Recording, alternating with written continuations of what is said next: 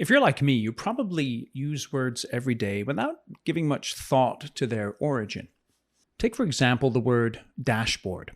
Dashboard was originally used to describe the wooden board attached to the front of horse-drawn carriages to protect the drivers and passengers from mud and rocks being splashed or dashed onto them by the horses that pulled them about. In essence, dashboards served as mud flaps for horses' hooves. It wasn't until the early 1900s when carriages became dependent on motors instead of horses and became cars that dashboards were repurposed to house vehicle instruments like speedometers and gas gauges. We're going to combine the best of the old dashboards, that is, a means of protection, with the newer meaning of dashboard, a panel of instruments to help with the efficient operation of a vehicle. And we're going to apply those to your leadership, as I explain in today's episode of Construction Genius, the Construction Leader's Dashboard. This is Eric Anderton, and you're listening to Construction Genius, a leadership masterclass.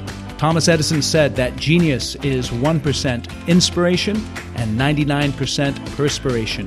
If you're a construction leader, you know all about the perspiration, and this show is all about the 1% inspiration that you can add to your hard work to help you to improve your leadership.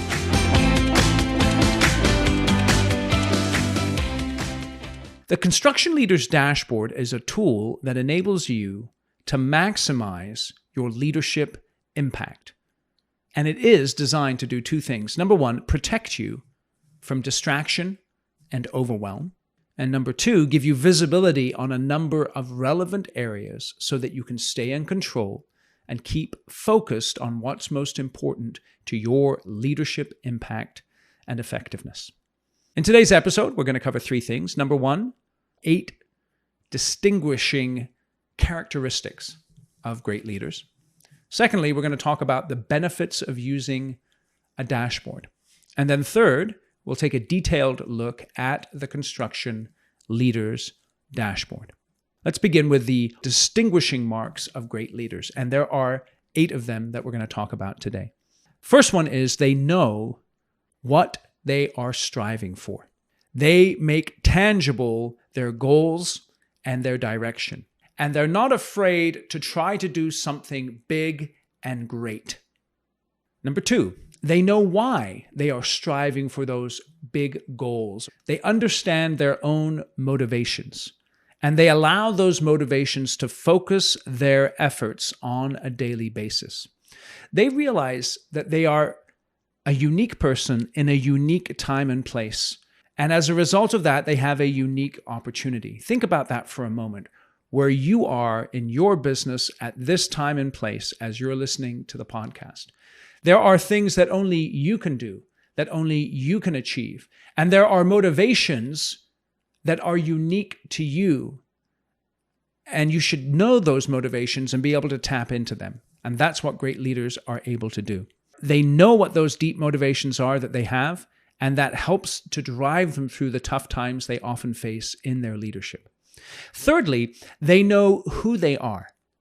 They have a clear identity. They understand what it looks like when they are performing and acting at their highest and best levels. And they courageously seek to spend as much time as possible being the very best version of themselves. You see, they have a code of ethics that helps them to say yes to certain opportunities and behaviors and say no to other opportunities and behaviors. And that code of ethics, it anchors them. They understand that their lives are a sum of the choices that they make. And what they achieve is not just about what they do, but how they do it as well. For great leaders, the ends do not justify every means. They insist on a high level of ethical performance. Number 4, they know what sets them apart from others. They're not obsessed with themselves, but they know what they're good at. and they know how their unique skill set impacts the company that they lead and how they can make a contribution that another person can't necessarily make. The fifth thing is they come into the office every single day knowing exactly what they need to do in order to be able to say at the end of the day, I had a good day. And they take that perspective of executing on specific tasks and they broaden that to a series of other tasks that affect their business on a weekly, monthly, quarterly, annual basis. In other words, they're focused. They don't take on too much. They're great at filtering what's important and what isn't. The sixth thing is they know how to measure how they're going to be successful. They're not afraid to measure themselves and to be held accountable for their activities. They understand that what gets measured gets monitored, and they know how to identify the right metric, whether it be a leading indicator or a lagging indicator. And they don't want just vanity metrics that make them look good, but they want metrics that tell them how they are performing currently, how they performed in the past, and how they may perform in the future. Number 7, they understand that relationships are essential to their success, and they are always focused on strengthening those relationships. They value every person that they interact with. They treat every person they come into contact with respect. They know that they need other people to succeed. And they see themselves as both teachers and learners, followers and leaders, mentors and mentees. And they're humble in their relationships in that they believe that they can learn from everyone and that they have a contribution to make in every relationship that they are in. And then finally, and this goes right along with that, is they're always seeking to grow and develop. They're not stagnant. They don't know it all. They look to the past in order to learn, and they think about how they may apply that in the future in order to develop. They have a young attitude about themselves in that they're always wide-eyed about the opportunities to grow and to develop themselves both technically and relationally in the field that they are in specifically, as well as in broader ways in terms of their leadership and their character. So those are 8 characteristics or hallmarks of great leaders. And you're going to see why these are important as we go through the podcast today. And I understand that they sound like a lot, but you're going to see how they can be summarized all on one page as we get into the details of the Construction Leaders Dashboard. Now, let's talk about the benefits of having a dashboard. You remember when we talked about the definition of the word, the dashboard initially was for protection from the dirt kicked up by the horses. And then as carriages became cars, it became an instrument panel so that you can have an understanding of things like how much gas you have and how fast you're going and all that kind of stuff. And so the benefits of a dashboard are multivaried. And the first thing it can do, it can give you clarity. It's interesting. I have an old Honda Odyssey. And right now, the speedometer is broken. And I'm going to give this Honda Odyssey to my oldest son. I'm not going to give it to him, but I'm going to allow him to drive it when he turns 16 next year. The problem with this is the minivan works great, but the speedometer doesn't work at the moment.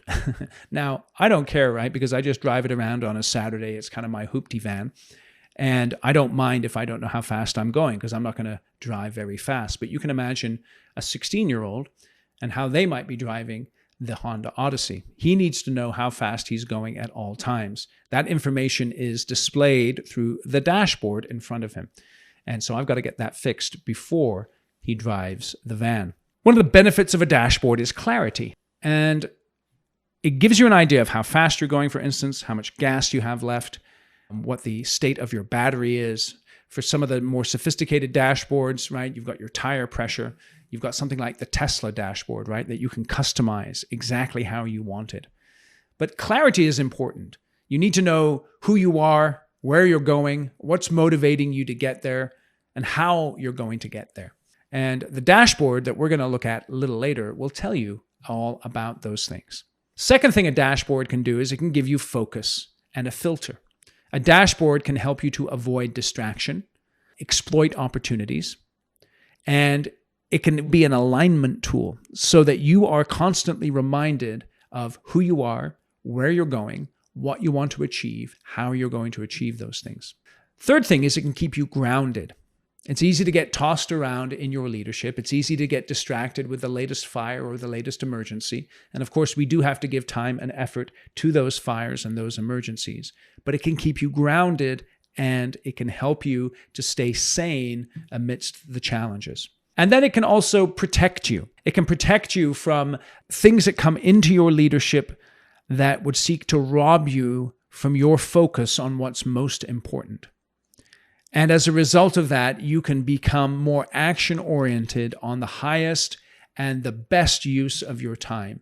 And it's very important to remain action-oriented in your leadership every day, not to be passive, taking action little by little, again and again, because over time, that action will yield great results. The next thing it'll do is it'll keep you accountable.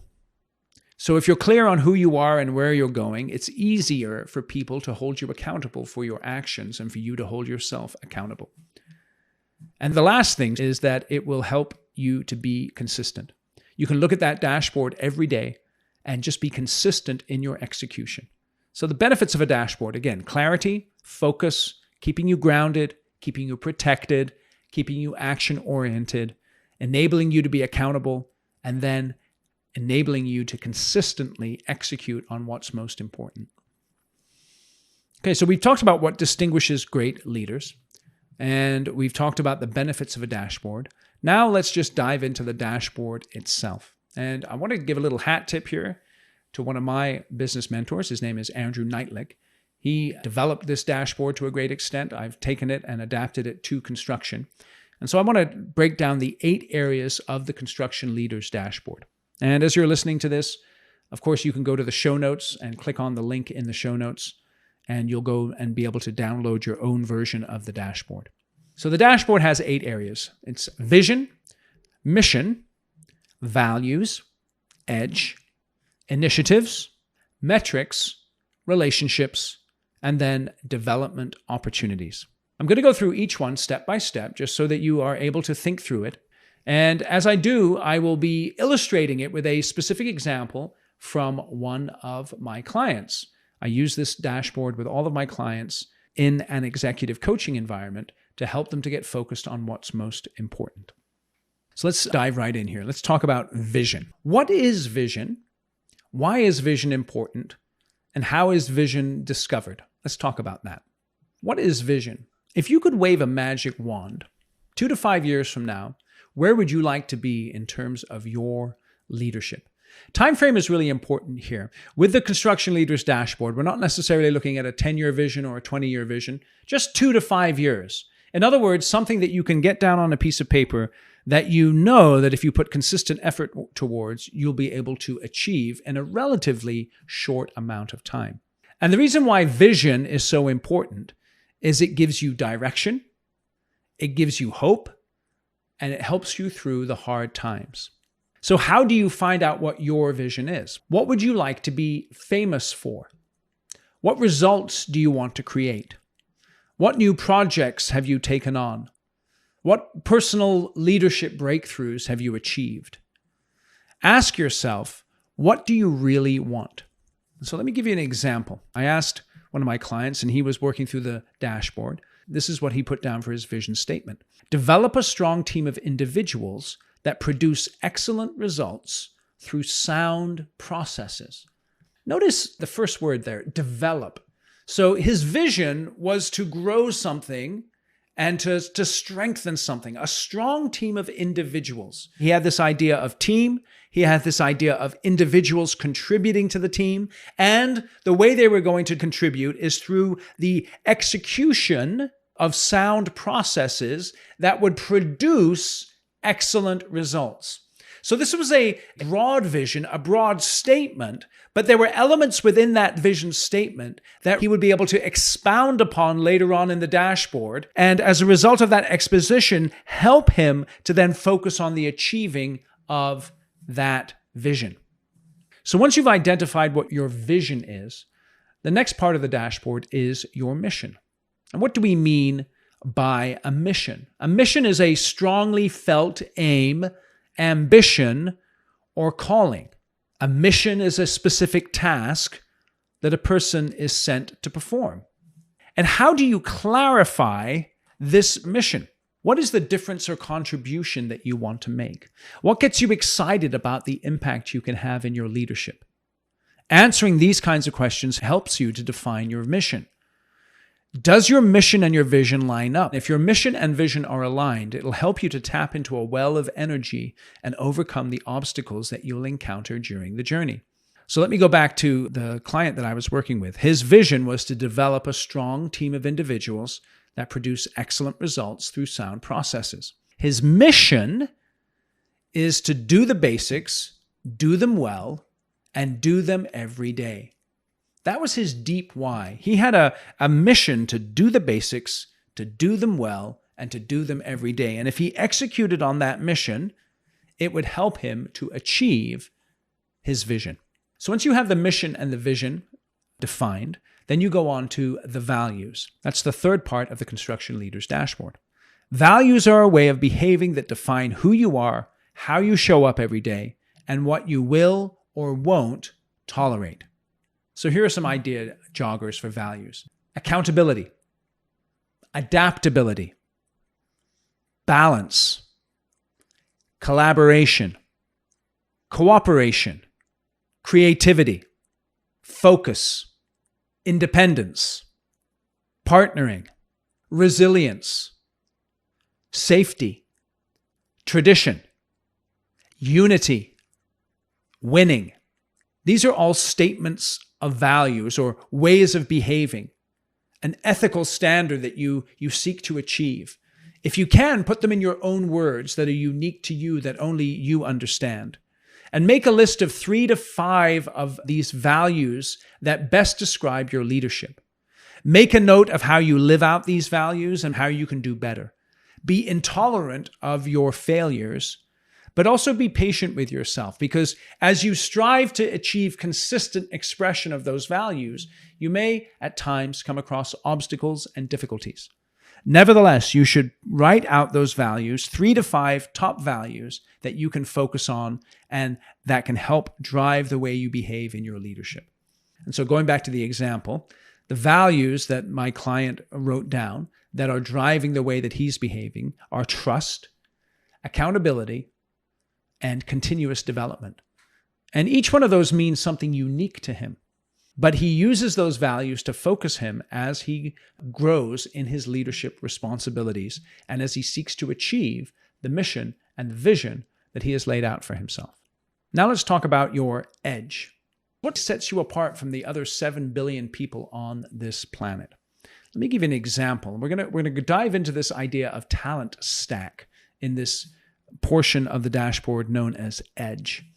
Scott Adams is the creator of the Dilbert cartoon, and he has coined the term talent stack. And Scott is an example of this. If you know the Dilbert cartoon, he's not exactly the best artist in the world, right? There are other artists that are better than him.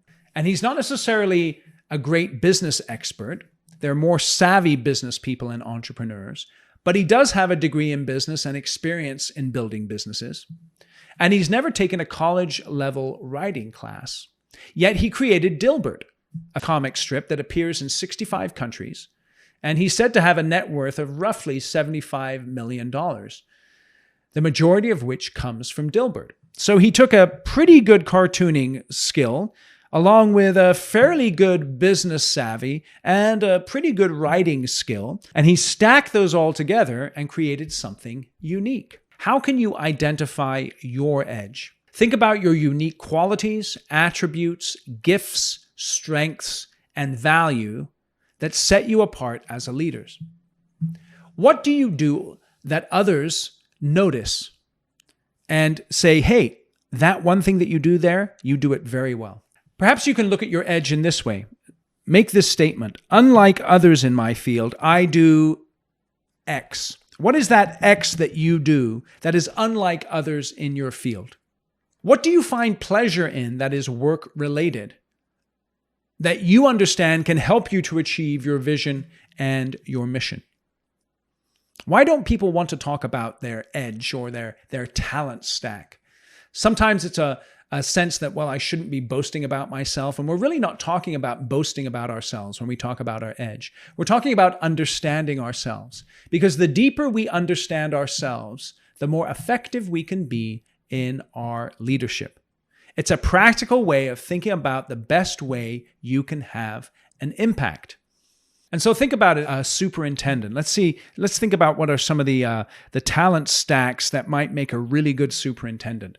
Well, first, they might have technical knowledge. They might not understand the technical aspects of every job to the deepest possible level, but they have a sufficient technical knowledge that when they go onto a job site and they're talking to a foreman or a leadman or an operator, they know what they're talking about. So the second thing is they have the ability to see the big picture. Whereas, say, an engineer or an operator may be focused just on executing their task, the superintendent can see how their task flows into the whole big picture of the project. And with their technical understanding added to their big picture view, that gives them an advantage. And then they not only have a technical understanding and a big picture view, but they have leadership skills.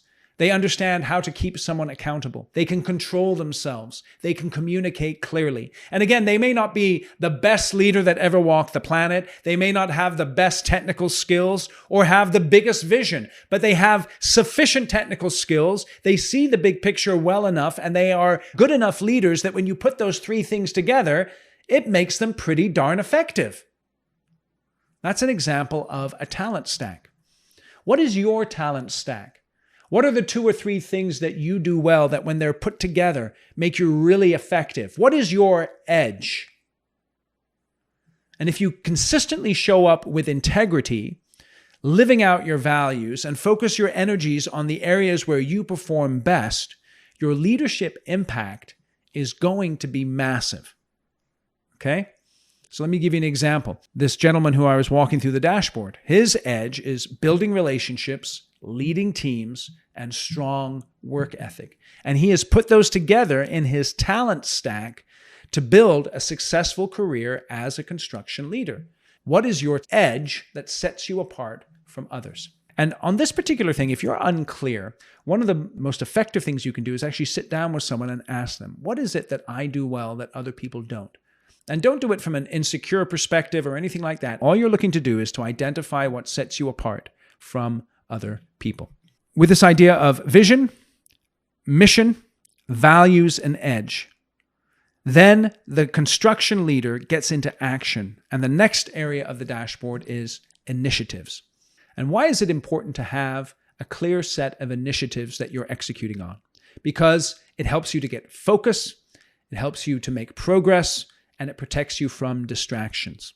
And how long should your initiatives last? Well, the answer to that is it depends. But I've seen that the best set of initiatives cover a variety of timeframes. You could have a monthly initiative, you could have a quarterly initiative, you could have an annual initiative. But I would say you should have no more than 3 to 5 initiatives identified on your construction leader's dashboard. Okay, so for instance, on a monthly basis, you might set an initiative to focus in on safety. And that could be the theme for your month. And so you're going to communicate that to your guys in the field. You're going to communicate that to your project managers. You're going to make sure that the superintendents and the foremen are really on their game in terms of inculcating the safety procedures that are vital to the success of your company. On a quarterly basis as a leader, you might set an initiative to have regular one-on-ones with your direct reports.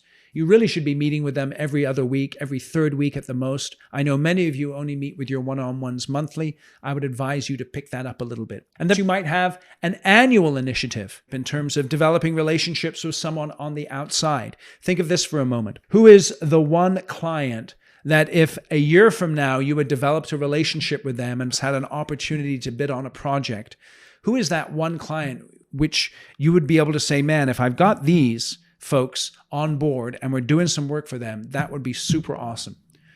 Think about that in terms of a potential annual initiative.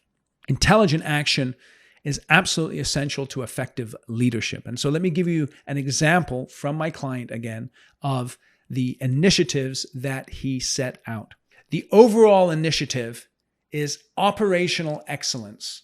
And the three areas that he was going to execute on in terms of his operational excellence was safety, quality, and production. Those are the initiatives that he laid out. And to check if you're on the right track, make sure that your initiatives align with your vision, your mission, your values, and your edge. And if they don't, you're going to be frustrated and fail to perform at your best. The next aspect of the Construction Leader's Dashboard are your metrics. And your metrics are directly tied to your initiatives. Seth Godin, the author and marketing expert, has a good quote here. A useful metric is both accurate in that it measures what it says it measures and aligned with your goals. Don't measure anything unless the data helps you make a better decision or change your actions. This is key here.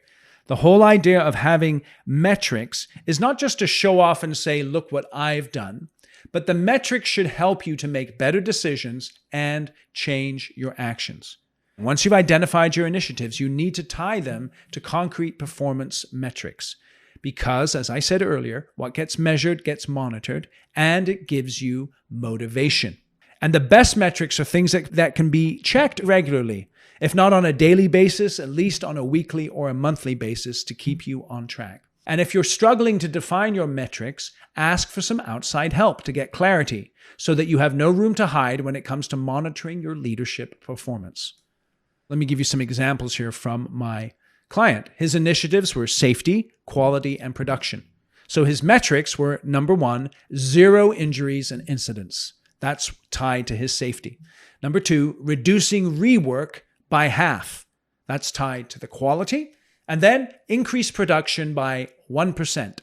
That's tied to the production. The initiatives and the metrics are lined together. The metrics help you to make decisions, to know where you need to act. And they're not vanity metrics. They're actually useful. The next part of the Construction Leader's Dashboard is relationships. Now, how do you maintain a healthy bank balance? I am not a financial expert, but I will tell you the very simple way to maintain a healthy bank balance. You must deposit more than you withdraw. And the same is true in relationships. You understand how essential relationships are in regards to the success of your organization. And relationships are established over a period of time as you make more deposits in people's lives than you do withdrawals. In other words, as you contribute to their success, as you show concern for them, as you help them to achieve their goals, they will then help you to achieve your goals. And relationships are maintained over time through consistent interaction. And the deeper your relationships are with the people that you work with and the people for whom you do work with your project partners, the deeper, the better, the healthier your relationships are, the more likely you're going to be able to achieve your vision and your mission. Think about the types of relationships that you have. If you are the owner of your construction company, you are the boss. If you're the senior executive, the CEO, or the president, you're the boss. But perhaps you're a mid-level manager and you have peers, you have direct reports.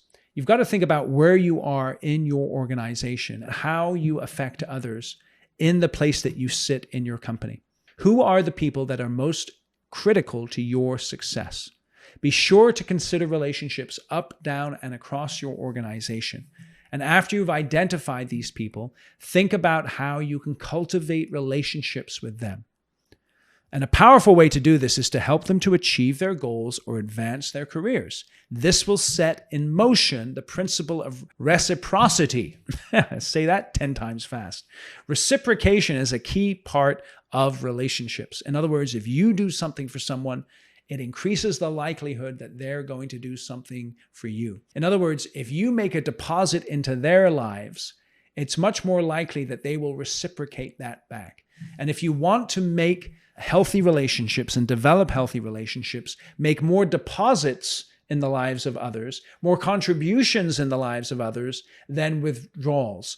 Give more than you take, and your relationships will become stronger. And so the example of the construction leader I've been walking you through, he identified someone in estimating, someone from a supplier of his and a direct report whom he needed to develop a relationship with in a more deep way, and began to make deposits in each one of those folks' lives so that he could then receive back what he needed from them in order to help achieve his vision and his mission. All right, and so the final aspect of the Construction Leader's Dashboard is development opportunities. I enjoy playing the guitar, and I'm not very good at it, but I have learned a secret for how to learn new songs, and that is really simple. You break down the song into little chunks, and you just work on that chunk until you get it, and then you add another chunk, and another chunk. And over time, you develop your competency in playing the song. What are the chunks that you need to work on in order to develop yourself as a leader? What are the experiences, assignments, skills, educational opportunities, and other professional development opportunities that will advance your career, that will impact your leadership? Think of it in terms of the technical things, the hard skills that you need to learn. The soft skills of communication are where you need to improve. Okay, so think about those particular development opportunities that you have. And I'll give you an example, again, from the gentleman I was working with. He understood that he needed to develop himself in terms of his delegation, in terms of his mindset. He was a bit of a perfectionist and he had to let go a little bit. And then in terms of his time management. So delegation is a skill. The mindset around perfectionism is kind of an attitude that he had to develop, which is a little trickier. But then the time management one is a very practical one as well. And he understood that those three things would help him to achieve the goals that he had in terms of his vision and his mission.